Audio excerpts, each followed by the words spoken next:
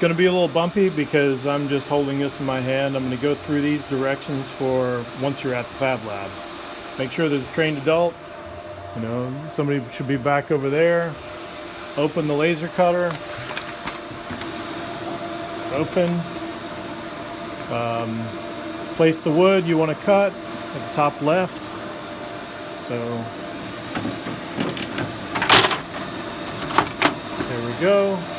I'm just using some scrap here. On the keypad, select XY off. Right there. Then on the keypad, select pointer. Right here. The light comes on. Should be a red dot. Now the next part is going to say something about the carriage, I'm pretty sure. Physically grab the carriage, it's right here. So you probably can't see it. Yeah, I can see it. There's the red dot. I want to put this up as far left and as far up as I dare. So that defines the left edge and the top edge because we're going to print from the top left here. So release the dongle. Here's the dongle. Notice how the dongle is hitting right there. So what I need to do is lower the bed until this dongle barely touches. The way I do that is to go like this.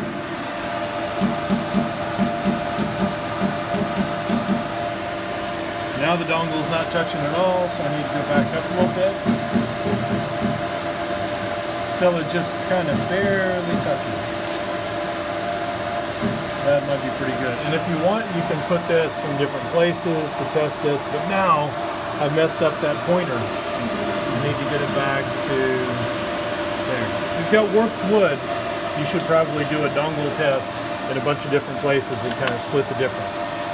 Once you have done that, so I've done this, I've moved the lens mirror, I press go on the keypad right there. And when I do that, it says set home center. That just basically means it has been set. And I'm going to turn this off so I don't use it up. And now I go back to the computer. So close this. Unfortunately, on the computer, some of the things that you may see will be different than what I see. It says open your file. I've got this file open. This is the thing that I'm doing. This assumes you've got it all set up right, but none of these lines is on top of any other line. So if I click right here, I'm actually going to select it all. I'm going to explode it. And if I click on a line, there should just be one thing I'm clicking. It shouldn't say, do you want to choose this or this or this? So if you have two lines in the same place, it's going to burn. It'll go over that twice. All right. So print menu. Going to open up the print menu. You can do the little printer icon, or you can do file print, or you can do Control P. First, up at the top, you have some choices here. It's set to Rhino PDF. Oh, that's good, because that's not what we want. And this is not what we want it to look like, so I'll show you how to fix it. This is destination. Destination should be Epilog.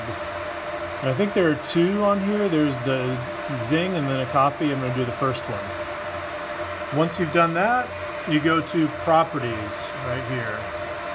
And in Properties, you can either put in the size of your wood or the size of the bed, whatever you want to do. I'm going to put in the bed size. Horizontal is 24 inches, and the vertical is 12 inches. So if I just clicked OK, you know, that changes the size of the bed. You can see the shape of this changes. There's still some screwy stuff. I'm doing 1/8 inch Baltic birch. And for 1/8 inch Baltic birch, I need to have a speed of about 60. Depends on how tuned up and well the laser cutter is running. Power of 100, frequency 500. You need to know what kind of setting you're using for different materials. Ask me, or you can maybe consult one of these charts up here. So all this is okay. It says combined. I don't want you to do much rastering. That's the engraving. It takes forever. vectoring is what we're doing, but you can just leave it on combine, or you can choose vector. If you choose vector, all these raster settings just go gray. All right, so that's destination. I'm going to minimize that. Now I'm going to go to view and output scale. And in view and output scale, sorry, I'm checking to see where I am here. I've done all this. I'm right there. I'm going to choose extents. So, oh, and top view. Maybe I didn't have top view selected. I should add that in here. Make sure you're in top view. I always cut in top view. And in top view, click extents. And then under scale to fit, I want 1:1.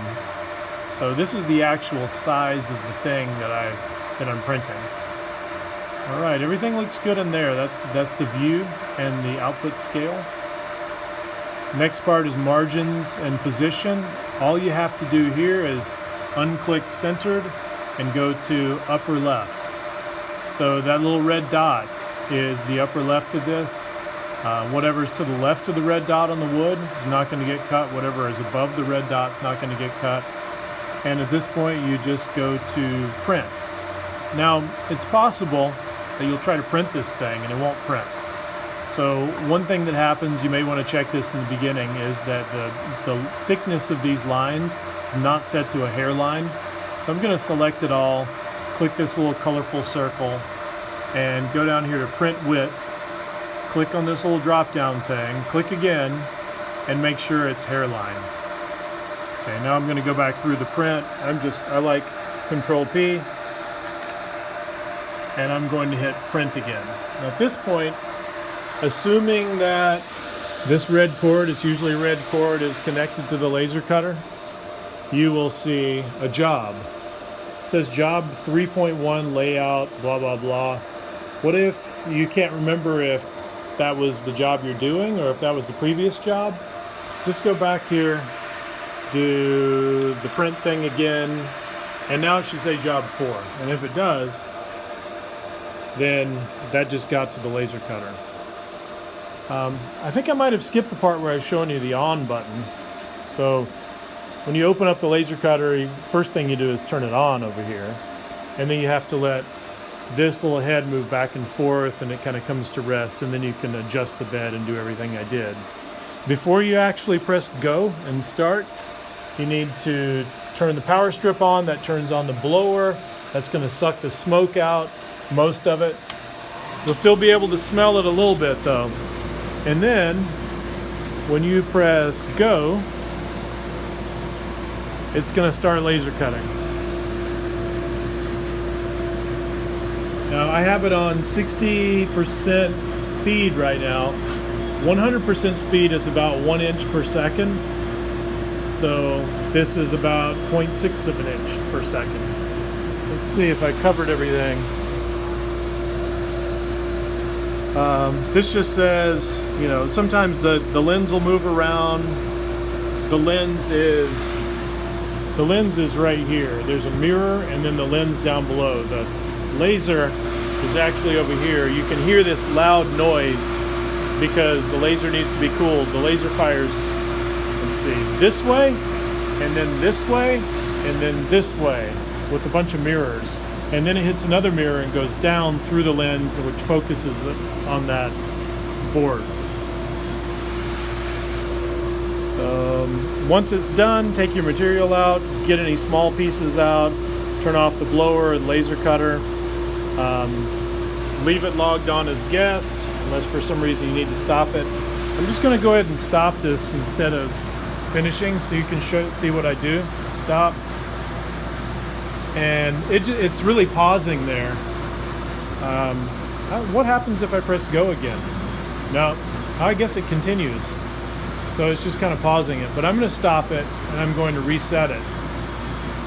And then I'm going to take this out.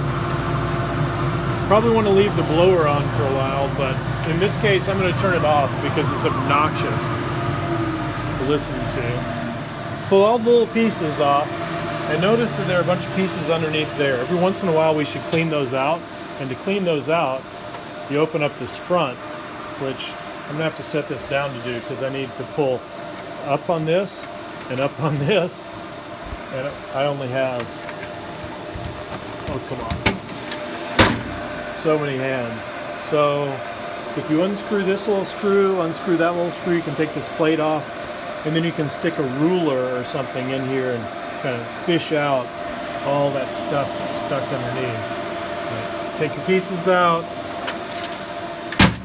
make sure this is closed up, and then if you're the last one, you would turn this off, turn the blower off, and log off.